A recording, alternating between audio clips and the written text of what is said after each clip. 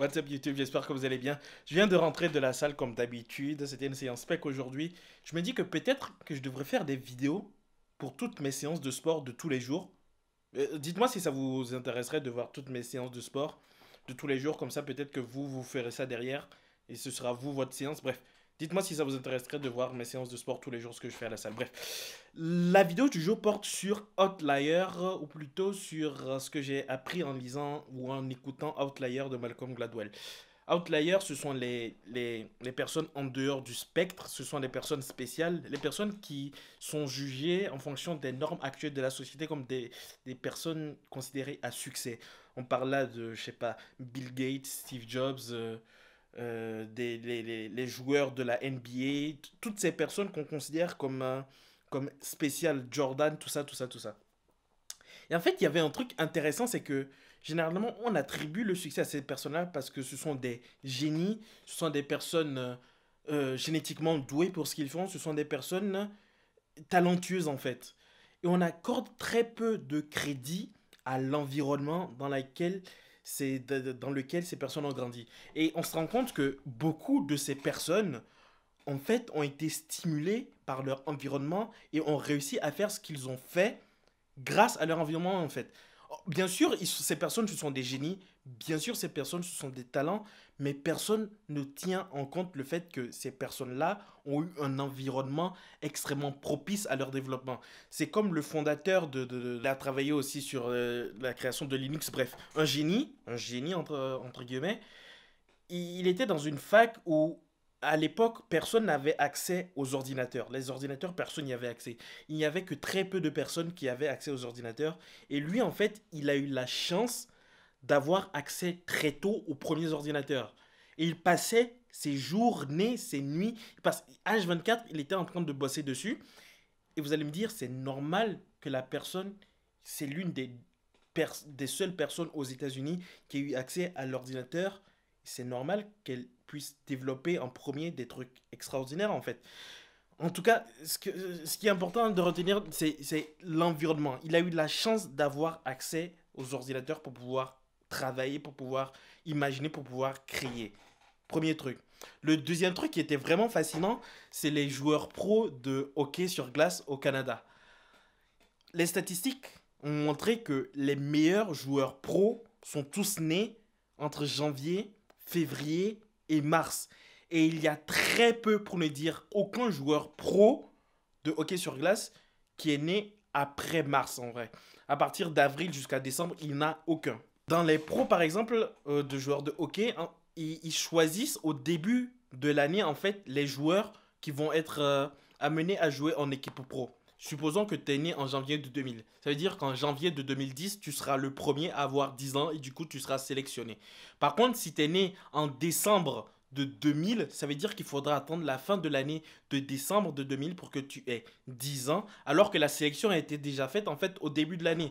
Du coup, ça veut dire que toi, tu vas être mis avec ceux de l'année prochaine, du coup ceux de 2001 pour l'année de 2011, et tu auras perdu une année en fait. Ça veut dire que les mecs qui ont été sélectionnés en janvier, février et mars, ils ont commencé à jouer au hockey à haut level une année plus tôt. Ça veut dire qu'ils vont avoir plus d'opportunités une année plus tôt, ils vont être entraînés, ils vont jouer avec des personnes qui sont beaucoup plus âgées qu'elles une année plus tôt. Bref, ils seront stimulés beaucoup plus tôt. Et ça fait que cette disparité au niveau des naissances se prolonge et s'allonge et fait que plus en place, plus tu rencontres de moins en moins de personnes qui sont nées après mars en fait. Ce qui fait que à très très haut level au niveau des pros, il y a personne qui est né après mars, pratiquement personne. Pour dire que certes, ils sont doués, mais ils ont eu l'avantage d'être nés en janvier, en février et en mars. Et c'est pareil, s'il y a des sélections qui sont à la moitié de l'année, en juin, je raconte n'importe quoi, ceux qui seront nés en juin, juillet et août auront l'avantage comparé à ceux qui seront nés plus tard dans l'année ou plus tôt dans l'année. Et c'est mind-blowing, parce que tu te rends pas compte à quel point ce genre de truc qui n'est pas à ton pouvoir impacte en fait ta vie et ta progression. Et il y avait aussi un troisième truc qui était vraiment fascinant, c'est le cas des élèves surdoués. Généralement, quand un élève est surdoué, qu'est-ce qu'on lui fait faire? On lui fait sauter des classes. Du coup, on lui fait sauter des classes, il va aller dans une classe plus élevée, il va être avec des personnes beaucoup plus intelligentes, ça va le stimuler, ça va l'amener à être pousser à chaque fois un peu plus en fait. Sauf que prenons l'exemple de la personne qui n'est pas surdouée, mais qui est au milieu en fait. Cette personne-là, dans la classe, elle est au milieu, mais on ne lui donne pas la chance d'aller être avec les personnes meilleures pour être tout aussi bien stimulé que le mec qu'on a envoyé dans les classes supérieures, en fait. C'est une question d'opportunité, c'est une question de chance. Parce que ces personnes-là, on les met de côté et on les met ensemble, ça les pousse à évoluer plus vite, en fait. Et si on donnait la chance à tout le monde, tout le monde pourrait évoluer plus vite. Mais bien sûr, c'est pas possible. Encore une fois, il y a certaines personnes. Et c'est ça qui est compliqué. Bref.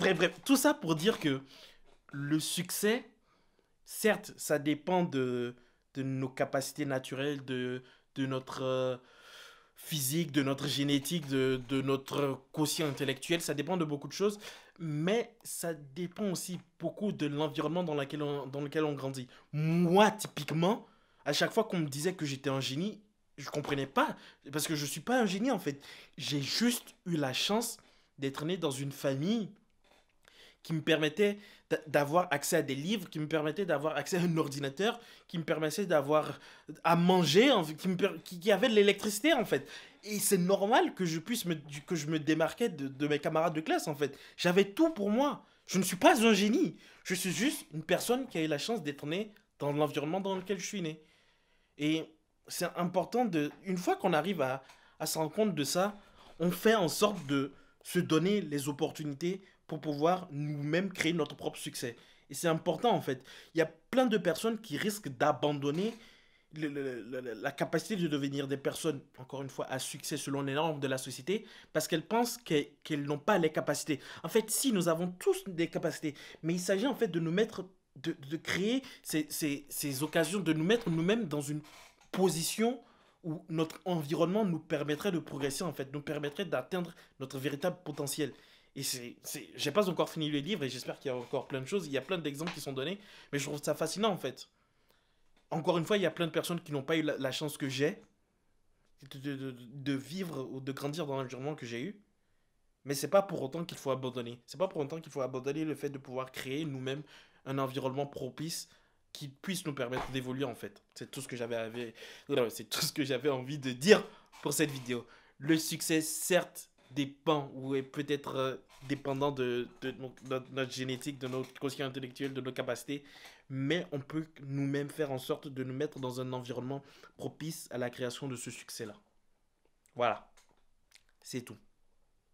Si vous avez regardé la vidéo jusqu'ici, merci beaucoup, ça fait énormément plaisir. Si vous avez apprécié la vidéo, comme d'habitude, n'hésitez pas à smasher le bouton like, ça aide énormément la chaîne. Si vous êtes nouveau sur la chaîne, abonnez-vous, activez les notifications. Je fais des vidéos tous les jours sur des sujets qui parlent de tout n'importe quoi. Et de temps en temps, je vais parler à des inconnus dans la rue parce que ça me permet de sortir de ma zone de confort et que c'est cool de voir exactement comment les gens pensent. Demain, je vais faire une vidéo sur les stéréotypes physiques. Je spoil pas, je spoil pas. Si vous avez envie de voir la vidéo de demain, n'hésitez pas à vous abonner, à activer les notifications si ce n'est pas déjà fait. On se retrouve du coup demain pour une nouvelle vidéo. J'ai super mal au dos. Peace.